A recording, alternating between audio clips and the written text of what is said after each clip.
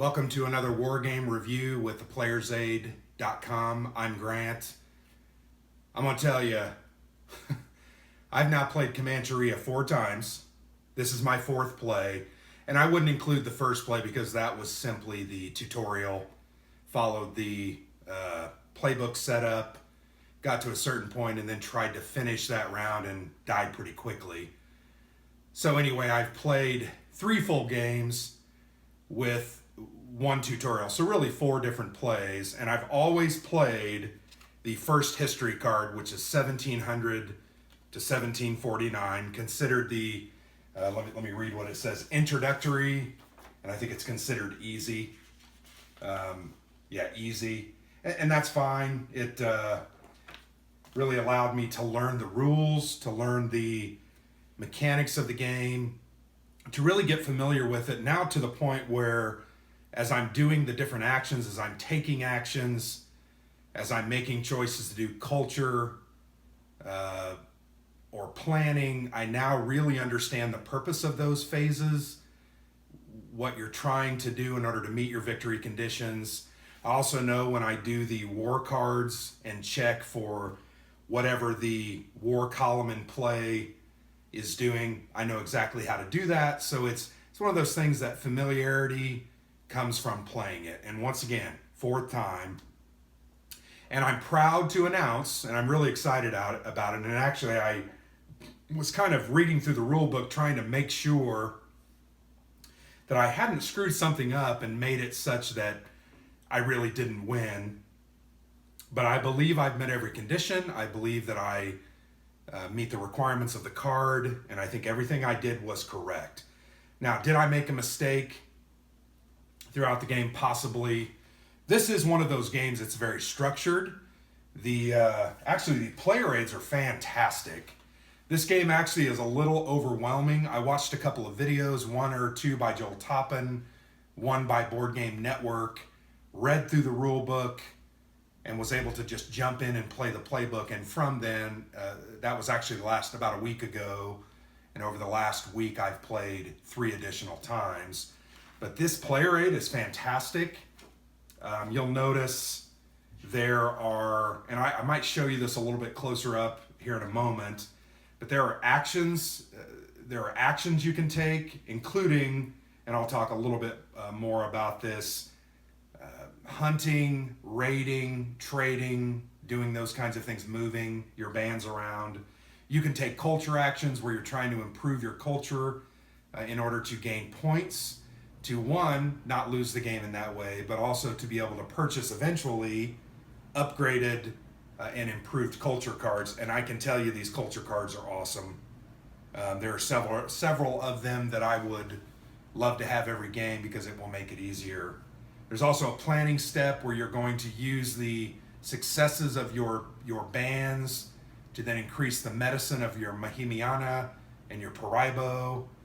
You're also going to be able to buy new bands and strengthen your bands during the passage of time phase, which doesn't necessarily happen when you want it. It's kind of one of those random things. But this player aid is fantastic, and mine is actually, after 4 plays, it is really broken in. In fact, I'm concerned that it's going to rip along the edges. I might try to get this laminated, but very, very useful. Also, the other player aid that I have talks about the resource counters and provides you some insight in how to use those. And then the other big thing is the operation cleanup phase, which happens every turn, and also the battle resolution, which I think during this game, this 4th game, I probably had 3 battles. And battles are one of those things where if you're existing with one of your bands in the same area where a war band is, you're going to continue fighting until either you're dead or they're dead. So it's one of those things that it keeps going back and forth, and then it will eventually end. But really good player aids. I'm going to say that because this is a very structured and very in-depth solo game, without those player aids, it would be nigh impossible. So nice job on those, Joel Toppin. You really did a great job on that. So real quickly, what is this game about? So this is a solo game. It is called Comancheria, the rise and fall of the Comanche Empire, and it stretches from 1700 all the way to 1875. So there are about 5 scenarios, I believe, that cover that period. 1, 2, 3, 4 scenarios. Obviously, the 4th scenario covers the entire 175-year period. The first scenario just covers the first 50. So I played the first scenario, but this game, once again, you are controlling the Comanches, which is a Native American tribe kind of located in the upper Arkansas, Oklahoma, Texas area. And that tribe, the Comanches, are trying to become the dominant force in that region. They are competing with other Native American tribes. You've got the tribes to the north, which can either be your enemies or your allies. You can eventually trade with them if they become your allies, which is very, very handy, and something I did to get guns and trade goods, which allow for me to roll more dice in battle and kind of take the better number. And the trade goods also allow you to re-roll, redraw, re-pull a card, and I use those several times, not in a gamey way, but to re-roll something so that I didn't die or lose a step. But you're trying to control that area. You start in the upper Arkansas, and each of these areas, I think, have 6 boxes in them. Those boxes are filled with resources like bison, also other tribes, and you're trying to build your rancherias or your home bases in these areas and take control of the upper Arkansas and have a rancheria in another area in order to meet the victory condition. A little bit harder than I thought it would be. I think the first game I played, man, I had control of the upper Arkansas within 3 or 4, maybe 5 turns because I was fortunate, made one of the tribes my ally, and then had my rancheria there. But where I failed the first time was I couldn't get another rancheria in another area. So you're trying to do that. You're trying to gain these resources to trade them with other people, peoples in the area, tribes, and even your enemies if you're at peace with them. You're trading captives and horses and bison to get food, trade goods, and guns so that you can improve your area. And you're going around doing these actions in a very structured manner. Sorry, I just had dinner a little while ago. You're also trying to work with these development cards that come up, and sometimes they have when revealed text, sometimes they have while in play, so while they're up here in this row. Sometimes there's also where you can spend your action points to buy them and then use them however they say. You're also trying to gain cultural points, so you can buy these culture cards, which are in various aspects, all the way from diplomacy to horsemanship, being a lords of the plain, politics, spirituality, tactics, trade, and warfare. All of those help you along the way by giving you extra bonuses, making your actions better, allowing you to take more actions. During my game, I gained a little bit of both the culture cards and the development cards, used them to my advantage in order to gain victory.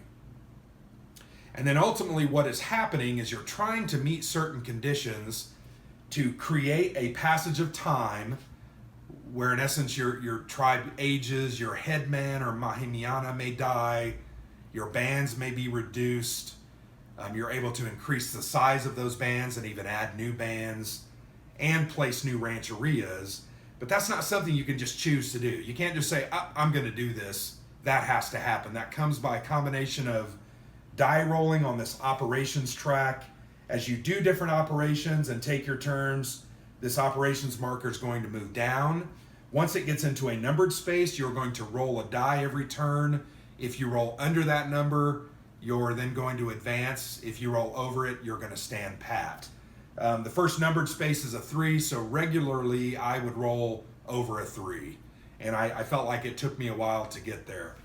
So I will say at the very end of the game, I had met the conditions. I had 2 rancherias in Upper Arkansas, my A and my C rancheria. I ended up getting 3 rancherias out during the game. I feel like that's my sweet spot. Any more than that, and I'm not able to control them, And I think what happens is one of those three are going to become weaker, and they're going to be easy pickings for a war column that moves along. But I met the victory conditions. I had actually placed another rancheria in another area, not lower Arkansas, the Red River area. So I had met those conditions, so I controlled this area and had a presence in another area. What I kept worrying about, and what always seems to happen, and I'm going to talk a little bit about this enemy instruction display because it controls the AI forces of the Spanish colonists, the Mexican colonists, the French on the east, although they were not included in this game, the introductory, and the northern tribes. So they are controlled by this display, which is really quite ingenious, and there's kind of a cool story behind it that I'll share with you that I heard from Joel Toppin. But I kept wondering and waiting as I looked at this track. These war chits were going to come out, and more importantly, the settle chits were going to come out. And what happens when a settle chit or instruction is drawn, these enemy spaces are then allowed to place one of their settlement markers into one of these spaces within a reasonable amount of distance from there. There are rules that govern that. But they were going to start placing settlements, and once a settlement gets in to my area or my territory, what's going to happen is then I'm going to have to destroy that settlement in order to retain control of that area. That can be much, much more difficult than you think. Raiding is important because you're going to continually put these ravaged counters on those settlements or tribes, and then at the end of a passage of time, if a settlement or a tribe has one ravaged counter on it, it will be removed from play. I had a card called Tactics. This is a culture card that I picked up, I think, after the second or third passage of time, that said if I ever got 4 ravaged counters on a single village or settlement, it would be removed from the game. So I was trying my hardest to get those. Also, having those ravaged counters on your enemies, what it does is it interrupts a majority of their actions, culture attacks, war, subjugation, etc. If they have a ravaged counter on their settlement, what's going to happen is it's going to preempt that instruction. They have to still pay the cost in their enemy action points, but they're not going to get the full benefit of that, and they're going to have to actually make a die roll based on the history card that I had. It required enemy recover instructions succeed only on a die roll of 1 to 3. So regularly I was rolling higher than 3, and they were just wasting their action points. But once these settlement counters begin encroaching in you, it's very difficult because when they do what's called a culture attack, those settlements are thematically, they're infringing upon your tribe's culture. They're interacting with you more. They may even be marrying into your tribe and destroying what makes you a Comanche Indian. And they're going to do a culture attack based on the number of settlements that they have. So if, in this instance, if the Spanish have 2 settlements out, I'm going to lose 3 culture points. And if you ever lose to 0 culture points and 0 military points, you automatically lose the game. The first 3 games that I played, that's how I ended up losing. Very, very easy to happen. You have to be on top of it. You have to be aware of when those culture attacks are coming up in the enemy display. And one thing that makes this great is this is very unpredictable. Because what happens when they're going to take actions is you roll a die and then consult your history card, and you're going to check what your die roll is based on which enemy is going to become active. In this case, on this history card, on a roll of 1 to 2, the northern tribes are going to become the enemy. I'm then going to follow their instruction column. On a 3, 4, and 5, which is it's a 50% chance that the West or the Spanish are going to become active. And then on a 6, the lowest percentage chance, the Southern or the Mexicans are going to become the enemy active. And that can become very unpredictable. You really can't know which is going to attack you. Although, once again, I always assumed in my head the Spanish were going to be the ones that attacked me. Then you're going to roll another die, and you're going to, out of their 6 instructions, you're going to consult the die roll that you just rolled, and you're going to flip that number, and it can flip to the good, meaning if that was a war or a culture attack and you had to flip that one, it might become a hunt or a peace or an ally, which is very, very good. But on the flip side of that, it may flip over and become a for culture attack. And that, boy, that's going to kill you. And that's what killed me more often than not. So when I saw the passage of time marker was getting down near the bottom of the operation track, I really made a concerted effort. I took a planning step so that I could build up my bands. Having moved some bands around, I could place out some more. I actually placed my final rancheria. I'm sorry, I had moved these. I placed my final rancheria in the Red River area to meet the victory condition. And then there's a roll at the passage of time to force a victory check. And I succeeded at that, and I had met the conditions, so I won. Bam. So really a fascinating game that I really enjoyed quite a bit.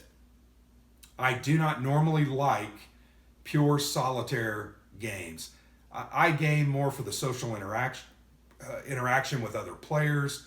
I like to do table talk. I like to do some, trash talking, having fun, interacting. And solo games, it's not there for me in that respect. It's challenging, it's mentally exhausting, and actually this one was very cool, but I'm not a big solo gamer. My partner Alexander is. He loves solo games.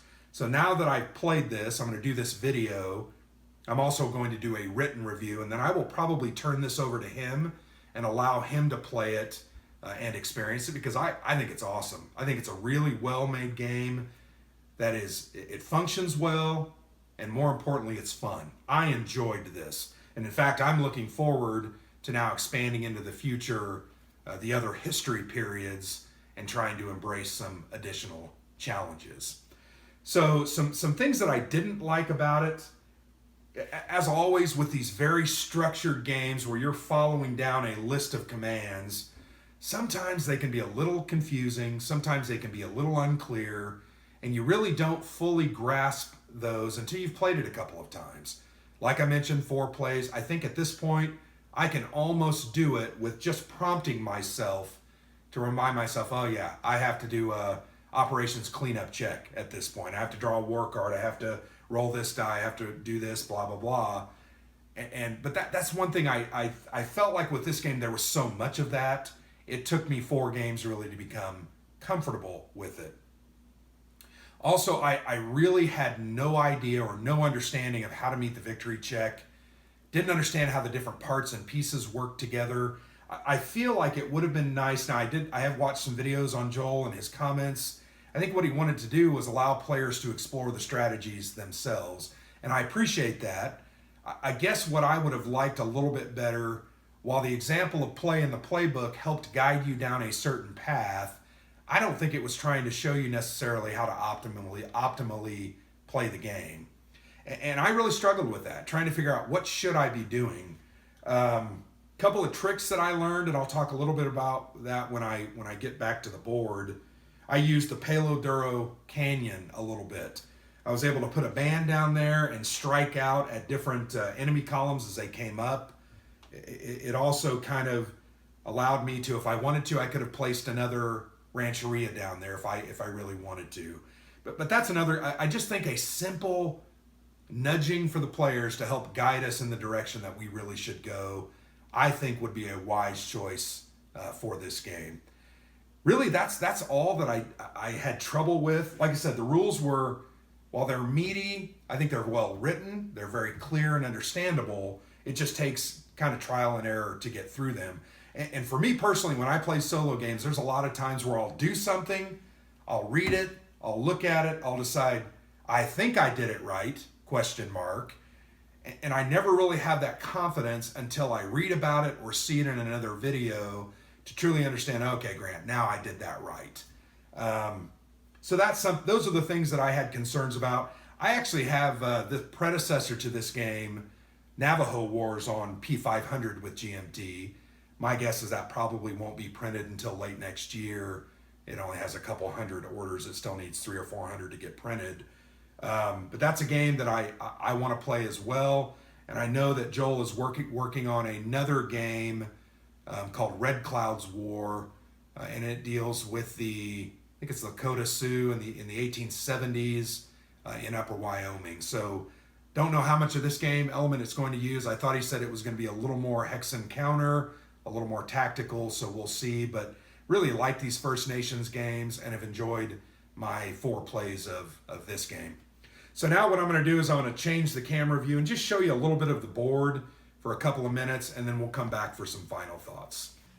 Welcome back. I'm going to try to go ahead and give you just a very quick overview of the board. The camera is focused on my area of the board called the Upper Arkansas. You can see that I had 2 rancherias in the Upper Arkansas and no other settlements or tribes existed, so I controlled that area. And to meet the victory check, I was able to place a final rancheria as part of a planning phase to meet that final condition, and then was lucky enough to force a victory check. So I'd mentioned these cards. Here is a look at the first history card. You can see here's the information about the active enemy, the rolls that I've made. Here's the special instruction that says when they do recover actions, they have to make a roll. And then here at the bottom is the victory check. So that's what I was trying to go for. So that's kind of a look at the map. What I wanted to do was really focus on this enemy action display. So I'm gonna focus over here. Let me move the camera just a little bit. I'm gonna try to make this quick. I don't want to bore you to death. But you can see this enemy action display is made up of 4 different groups of chits. In this scenario, the blue column never came into play. I probably didn't need to set them up, but I did. So what you can see is these chits are numbered from A through F. They are lined up at the beginning of the game in that order. And what's going to happen is from the cup, when you do various actions like a raid, you're going to draw one of these enemy action point counters. Those are placed in the available enemy AP box. When you're told to do so, you're going to use these to activate these various commands. Once again, to determine the active enemy, you're going to roll a die. Whoops, I messed up that chit. You're going to consult the card. You'll notice this card says 6 is the south. I'm going to move to the south column, and then I'm going to roll again. And that number 3, I'm actually going to flip this chit over to its opposite side. That's good for me. If you remember earlier, I talked about the culture attack. So this is now going to change from a culture attack over to a subjugation, which is much better for me. Then you're simply going to spend, you'll notice this subjugation cost 4. I will have to spend 4 action points. Here's 5. I throw those in the cup that you have to pull to make success checks. Then I'm going to actually track the remainder on the opera or general records track. And then I'm going to take that action and I'm going to move that over to the inactive column. And then I'm just going to go down the row. So I still have 3 and I have a remainder on the general records track. So I'm going to reduce that and throw this chit away and take the next action, which is a subjugate. And then I can't take any more actions because I have no more available action points. So when that is done, you're going to reset this track. You're simply going to slide these up. This is really ingenious, by the way. Then over in the inactive track, you're going to take the bottommost one, move it into place, and then you're going to fill it in behind it. And you may be asking, well, why is there an empty space here? Well, what happened at one point of the game, the South played a war action. They take that war chit, and I'll show you. Here it is. And they are going to create a war band based on the value of that chit. So that says 4. They're going to look through, and they're going to create a war band that has a minimum of 4.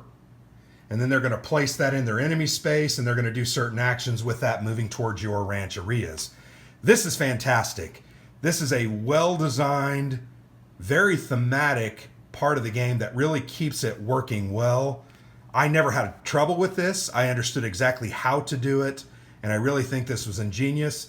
And I watched a video where Joel Toppin talked about this. He was stuck.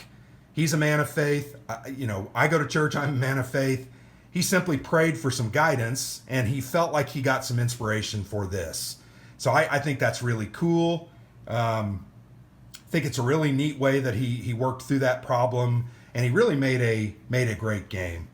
One of the things I'm going to show you here is my various rancherias. Let me move the camera over.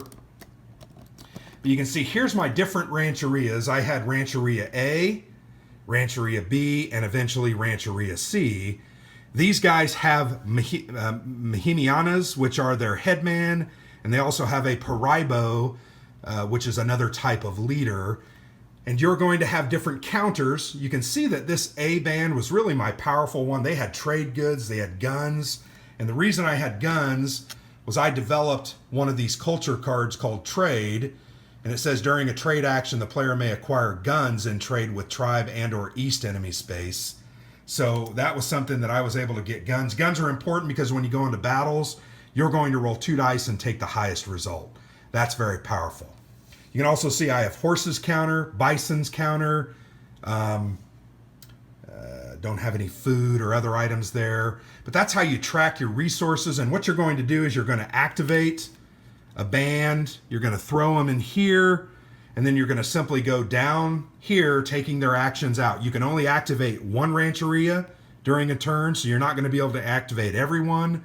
That's why I mentioned sometimes having 3 or 4, I don't know, is the best thing. But that kind of gives you a look at that. I've shown you a little bit about the game. I'm not going to go fully in depth, but I wanted to show you those parts, so I'll go ahead and finish it up with some final thoughts. So thanks for watching this video, board game review of Comancheria. Just some very final thoughts. If you love solitaire gaming, if you love a well put together, well structured game that has a lot of very good thematic elements, like the culture cards, the development cards. Also, I really enjoyed this enemy instruction display and the way I felt it thematically controlled and really logically controlled the enemies. This is going to be a game that you're going to enjoy quite a bit. Beautiful production value, counters are gorgeous, very thick, typical GMT game. You're going to get your money's worth. This is a game that I will keep in my collection. And whenever I'm having a hankering for a solitaire experience, I think each of the games I played took me about 3 hours. I don't know if that's regular or common, but I think I can get that down now that I'm more familiar with the operations and the different actions that can be taken. But this game's great. I would go ahead and try to get a hold of a copy and play it. So let me know what you think in the video comments. If you like the video, go ahead and like it. If you like our channel, go ahead and subscribe. You can also check out our blog at theplayersa.com. I will be putting together a written review over Comancheria over the next couple of weeks and posting that. Once again, I'd probably have to play this about 8 or 10 times to really fully understand every aspect, but I think I have a really good feel for the basics and can share my thoughts and opinions about that. So thanks for watching. We'll catch you on the flip side.